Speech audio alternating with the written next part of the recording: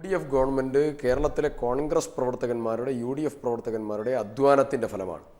ആ ഗവൺമെന്റ് കേരളത്തിലെ ജനങ്ങളുടെ പ്രതീക്ഷക്കൊത്ത് ഉയർന്ന് പ്രവർത്തിച്ചുകൊണ്ട് മുന്നോട്ട് പോകുന്ന ഗവൺമെന്റാണ്.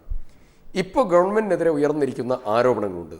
സ്വാഭാവികമായും ആരാണ് ആരോപണകർത്താക്കൾ എന്നതാണ് ഏറ്റവും പ്രധാനപ്പെട്ട കാര്യം. ഇവിടെ മദ്യ മുതലാളിമാരാണ് ഈ ഗവൺമെന്റിനെതിരായിട്ടുള്ള സിദ്ദിഖ് ഉൾപ്പെടെയുള്ളവർ ഇതേ സ്റ്റുഡിയോയിൽ വന്നിരുന്ന് ചർച്ച ചെയ്തത് കൊണ്ടാണ് ഞാൻ അതിന് സമയം നമുക്ക് മെനക്കെടാനില്ല. പക്ഷേ ഇന്ന് അജയ് തറയലിന് കൂടി മനസ്സിലാകാത്ത കാര്യങ്ങളാണോ ശ്രീ സിദ്ദിഖ് ഈ പറയാൻ ശ്രമിക്കുന്നത്? ഇവിടെ കഴിഞ്ഞ ഒക്ടോബർ മാസം 31-ാം തീയതിയാണല്ലോ ശ്രീ കെ എം മാണിക്കെതിരായിട്ടുള്ള ആദ്യത്തെ അഴിമതി ആരോപണം വന്നത്. എന്തേ അന്ന് കെ ബാബുവിനെതിരെ ആരോപണം ഉന്നയിക്കാതിരുന്നത്? ബാബു നവംബർ മാസം 1-ാം തീയതി തന്നെ പത്രക്കാരെ കണ്ടപ്പം പറഞ്ഞല്ലോ, എനിക്കെതിരെയാണല്ലോ അഴിമതി ആരോപണം ഉന്നയിക്കേണ്ടത്, എല്ലാവർക്കും അറിയാവുന്ന കാര്യം തന്നെയാണ്. അങ്ങനെ താമസിച്ചു മാത്രം കെ ബാബുവിന്റെ പേര് പറഞ്ഞത് കൊണ്ട് അത് അദ്ദേഹം കുറ്റക്കാരനല്ലാതാകുന്നു എന്നോ അല്ലെങ്കിൽ അദ്ദേഹം കുറ്റക്കാരനാകുന്നു എന്നോ നമുക്ക് ഇപ്പോൾ അങ്ങനെ പറയാൻ സാധിക്കില്ല. പക്ഷെ ആരോപണമുണ്ട്. ആരോപണം ഉന്നയിച്ചവർക്ക് തെരഞ്ഞെടുപ്പിന്റെ ഒരു പശ്ചാത്തലമാണ് ഒരുങ്ങുന്നത്. അവിടെ ജനങ്ങളുടെ മുമ്പിൽ 5 വർഷത്തെ കാര്യങ്ങൾ പറഞ്ഞ് പോകുമ്പോൾ അത് വിശ്വസിക്കില്ല ജനങ്ങൾ. തകർന്നടിയും കോൺഗ്രസ് എന്ന് പേടിക്കുന്ന അങ്ങ് പറഞ്ഞ നേരത്തെ പറഞ്ഞ ആ പ്രവർത്തിക്കുന്ന കോൺഗ്രസ്സുകാരുടെ വികാരം കൂടിയാണ് അജയ് തറയലിന്റെ വാക്കുകളിലൂടെ മനസ്സിലാക്കേണ്ടത്.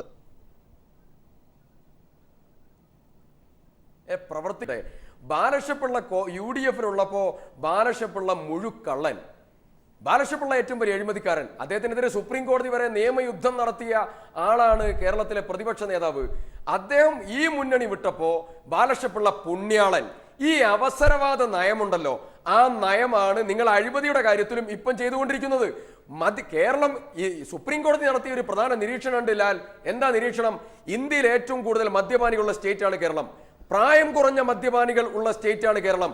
കേരളം സാർവത്രിക മദ്യപാനത്തിന്റെ ഇടമാണ്. അത് അഡ്രസ് ചെയ്യാൻ ഒരു ഗവൺമെന്റ് മുന്നോട്ട് വന്നപ്പോ ആ ഗവൺമെന്റിനെ മദ്യരാജാക്കന്മാരെ ഉപയോഗിച്ചുകൊണ്ട് അവർക്ക് പണം കൊടുത്തു, ഇവർക്ക് പണം കൊടുത്തു. ഞാൻ ചോദിക്കട്ടെ, 4 വർഷമായിട്ട് മോഷണമല്ലാതെ മറ്റൊന്നും അവർക്കറിയില്ല.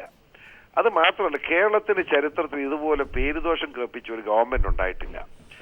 അത് മാത്രമാണോ സാമ്പത്തിക അഴിമതി പോലെ തന്നെ ഏറ്റവും വലിയ സ്ത്രീ പീഡനം എന്ന നിലയിലേക്ക് മാഫിയ, പെൺ മാഫിയയ്ക്ക് വഴങ്ങി കൊടുക്കുന്ന ഒരു ഭരണം എന്നത് എന്തോ ഒരു അപമാനമാണ്. ആ നിലയ്ക്ക് ഉമ്മൻചാണ്ടി ഗവൺമെന്റ് ഇനി തുടരുന്നത് ശരിയല്ല.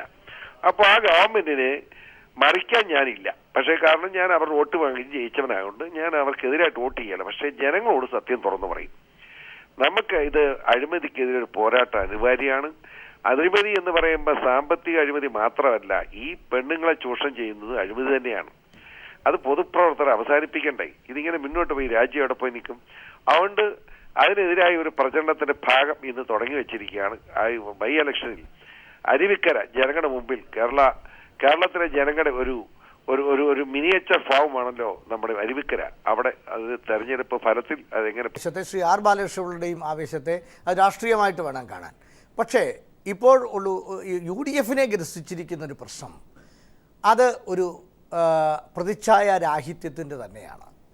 UDF-ന് നഷ്ടപ്പെട്ടിരിക്കുന്ന പ്രതിച്ഛായ തന്നെയാണ്. കാരണം ആരോപണങ്ങൾ നിരന്തരം വരുന്നു എന്ന് മാത്രമല്ല, ജനങ്ങളത് വിശ്വസിക്കുന്നു. പലതും മിക്കതും ജനങ്ങൾ വിശ്വസിക്കുന്നു. ജനങ്ങളുടെ വിശ്വാസത്തിൻ്റെ അളവുകോൽ എവിടെയെന്ന് ടി സിദ്ദിഖും ഞാനും തമ്മിൽ തർക്കിക്കുന്നില്ല. പക്ഷേ ജനങ്ങൾ, സാധാരണക്കാർ, അല്ലെങ്കിൽ സോഷ്യൽ മീഡിയ നെറ്റ്വർക്കിൽ പ്രവർത്തിക്കുന്നവർ, അല്ലെങ്കിൽ അതിലെ ആക്ടിവിസ്റ്റുകൾ, ജനങ്ങൾ, പൊതുസമൂഹം ഈ അഴിമതി, ഈ ഗവൺമെൻറ്റിൽ അഴിമതി രൂഢമൂലമാണെന്നും അതുപോലെ തന്നെ സരിതയുൾപ്പെടെ ആ ഇഷ്യൂ ഒക്കെ വളരെ ഗുരുതരമാണെന്നും ജനങ്ങൾ വിശ്വസിക്കുന്നുണ്ട്. അത് രാഷ്ട്രീയമായിട്ടല്ല ഞാൻ പറഞ്ഞത്, ജനങ്ങൾ വിശ്വസിക്കുന്നുണ്ട്. ഇവിടെ നിന്ന് UDF-നൊരു കരകയറൽ ആവശ്യമല്ലേ? ആ UDF-നെ ഒരു നമ്മൾ എന്തിനാണ് രാഷ്ട്രീയ നേതാക്കളെ ബഹുമാനിക്കുന്നത്? അവരുടെ സാക്രിഫൈസിനാണ്. പണ്ട് സന്യാസിമാരെ ബഹുമാനിക്കുന്നത്, അച്ഛന്മാരെ ബഹുമാനിക്കുന്നത്, അവർ വിവാഹം പോലും കഴിക്കാതെ ജീവിതം ഹോമിച്ചുകൊണ്ട് സമൂഹത്തിന് വേണ്ടി പ്രവർത്തിക്കുമ്പോഴാണ്.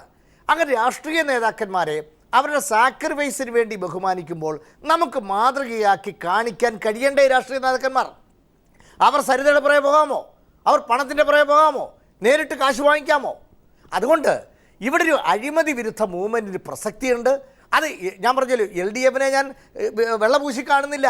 LDF-ൻ്റെ കാലത്ത് ഇതിനെതിരെ ശക്തമായ അഭിപ്രായമൊക്കെ ഞങ്ങളും പറഞ്ഞിട്ടുണ്ട്. അതുകൊണ്ട് LDF